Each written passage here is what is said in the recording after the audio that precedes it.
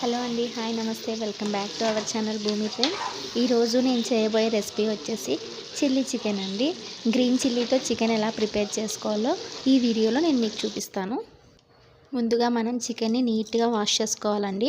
Wash చేసుకున్న తర్వాత ఇందులో కొద్దిగా ఉప్పు, అలాగే ఒక హాఫ్ స్పూన్ పసుపు వేసి బాగా కలిపి స్టవ్ మీద పెట్టుకోవాలండి. చికెన్లో ఉన్న వాటర్ మొత్తం ఇమిరిపోయేంత వరకు ఉడికించుకోవాలి. ఈలోగా మనం మసాలా ప్రిపేర్ చేసుకున్నామండి. చిల్లీ చికెన్లోకి ఎక్కువ మసాలా అవసరం లేదండి, కొంచెం తక్కువగానే పడుతుంది. మసాలా కోసం కొబ్బరి, ఎల్లిపాయలు, అల్లం, కొత్తిమీర అంతే అండి, ఇంకేం అవసరం లేదు. దీన్ని మెత్తగా పేస్ట్ చేసుకొని పక్కన పెట్టుకోవాలి.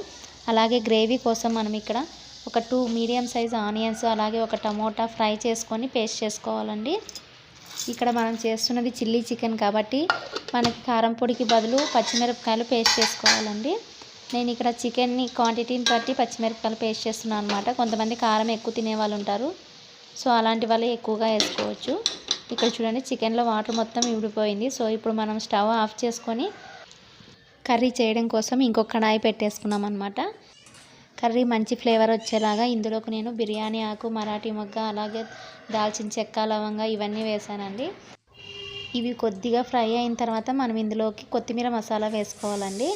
కొత్తిమీర మసాలా కొంచెమే పడుతుంది, అది కూడా మెత్తగా పేస్ట్ చేసుకోకూడదండి, కొంచెం కచ్చా పచ్చాగా పేస్ట్ చేసుకోవాలి.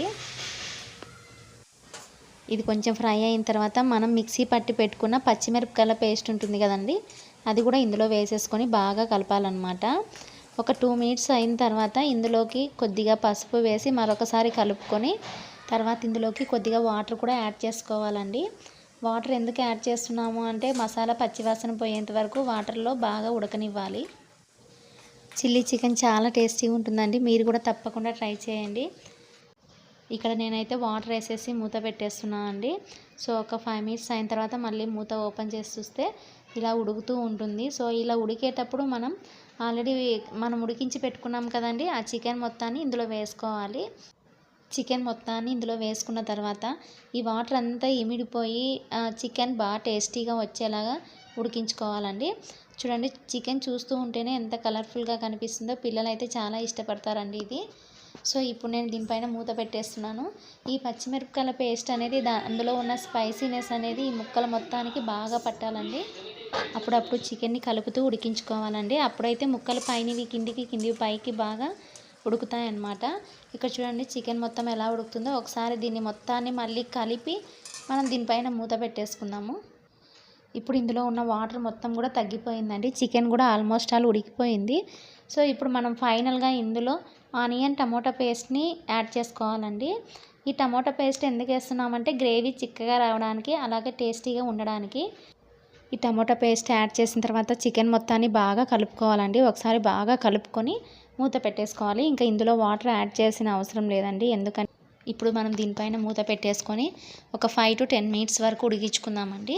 ఆల్రెడీ చికెన్ అయితే బాయిల్ అయిపోయింది, జస్ట్ ఈ గ్రేవీ అనేది చిక్కపడితే మనకి చికెన్ రెడీ అయినట్లు.